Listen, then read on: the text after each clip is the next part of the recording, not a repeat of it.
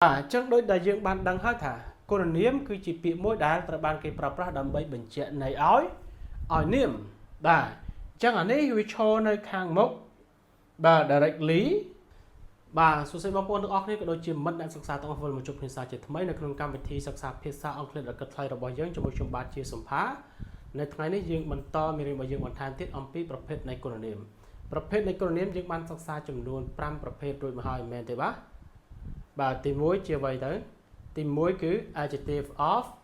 quality ទី2 adjective of quantity ទី3 adjective of number ទី4 demonstrative adjective ទី5 interrogative adjective ចុះទី6គឺថ្ងៃនេះបាទទី6គឺ possessive adjective so everyone can you tell me what is possessive adjective possessive adjective is an adjective which is used to show that someone owns or possesses something own or possesses it means that ownership okay have ownership អ្វីទៅដែលហៅថាគុណនាមកម្មសិទ្ធិបាទគុណនាមកម្មសិទ្ធិគឺជាប្រភេទនៃគុណនាមមួយដែលត្រូវបានគេប្រើប្រាស់ដើម្បីបង្ហាញថានរណាម្នាក់បាទមានរបស់អ្វីមួយជាកម្មសិទ្ធិអូខេអានោះគេហៅថាគុណនាមកម្មសិទ្ធិនៅក្នុងភាសាអង់គ្លេសគុណនាមកម្មសិទ្ធិមានចំនួន7បាទឥឡូវយើងមើលទាំងអស់គ្នាខាងក្រោមនេះបាទខាងឆ្វេងដៃនេះគឺជា pronouns personal pronoun យើងបានសិក្សារួចហើយមានចំនួន7មែនទេបាទមាន I we you they he she it I we you they he she it នេះគឺជាសព្វនាមបរិស័ទឥឡូវយើងមើលនៅខាងស្ដាំដៃវិញគឺមាន possessive adjective បាទគុណនាមកម្មសិទ្ធិគុណនាមកម្មសិទ្ធិមានចំនួន7បាទវាកើតចេញពីសព្វនាមបរិស័ទនេះឯងបាទ I my អូខេ my យើងប្រែថារបស់ខ្ញុំបាទអញ្ចឹងគុណនាមកម្មសិទ្ធិគឺបញ្ជាក់អំពីភាពជាកម្មសិទ្ធិនៃរបស់អ្វីមួយបាទ I my របស់ខ្ញុំមួយទៀត we our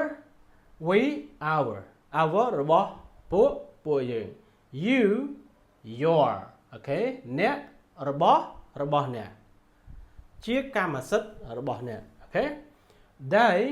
their ពួកគេរបស់ពួកគេ he his គាត់របស់គាត់ she her នាងរបស់នាង it its we របស់វាអញ្ចឹងយើងមើលខាងនេះគេហៅថា possessive adjective បាទយើងប្រែថារបស់អូខេ my យើងប្រែថារបស់ខ្ញុំ our របស់យើង your របស់អ្នក their របស់ពួកគេ his របស់គាត់ her របស់នាង its របស់វាយើងចំណាំមួយទៀត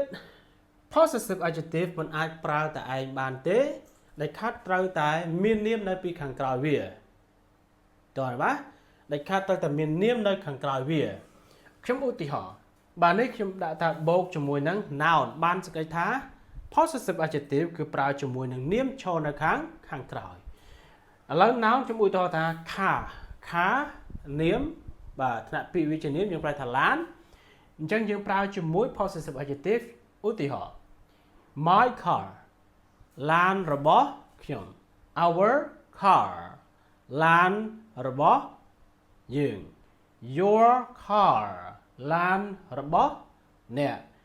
their car ឡានរបស់ពួកគេ his car ឡានរបស់គាត់ her car ឡានរបស់នាង its car ឡានរបស់វាបាទអញ្ចឹងដូចដែលយើងបានដឹងហើយថាគុណនាមគឺជាពាក្យមួយដែលត្រូវបានគេប្រើប្រាស់ដើម្បីបញ្ជាក់ន័យឲ្យនាមបាទអញ្ចឹងអានេះវាឈរនៅខាងមុខបាទ directly អូខេ directly បានសេចក្តីថា possessive adjective ត្រូវបានគេប្រើប្រាស់ដើម្បី show or ដើម្បី describe the noun directly អូខេពីពណ៌នាអំពីនាមដោយផ្ទាល់អូខេ បាទអញ្ចឹងយើងត្រូវចំណាំថា positive adjective ដែលខាត់ត្រូវតែមាននាមនៅពីខាងក្រោយវាអូខេហើយចំពោះឧទាហរណ៍ជាប្រយោគសូមបងប្អូនឧទាហរណ៍ដោយខ្លួនឯងខ្ញុំគ្រាន់តែបង្រៀនបងប្អូនគោលតែប៉ុណ្ណោះណាដើម្បីឲ្យឆាប់ចប់មេរៀនរបស់យើងអូខេអញ្ចឹងមេរៀនរបស់យើងនៅថ្ងៃនេះគឺមានតែប៉ុណ្្នឹងទេបើសិនជាបងប្អូនមានចម្ងល់ត្រង់ចំណុចណាមួយនៃមេរៀនមួយនេះបងប្អូនអាច comment នៅខាងក្រោម page ឬក៏ខាងក្រោម channel YouTube ខ្ញុំនឹងធ្វើការឆ្លើយតបដោយការ comment ឬក៏អាចធ្វើជាវីដេអូថ្មីមួយទៀតដើម្បីបងប្អូនអូខេ Thank you for watching and I hope you enjoy this video and don't forget to like and follow my page and don't forget to share this video up for others. Thank you for watching and see you next clip. Okay, bye bye.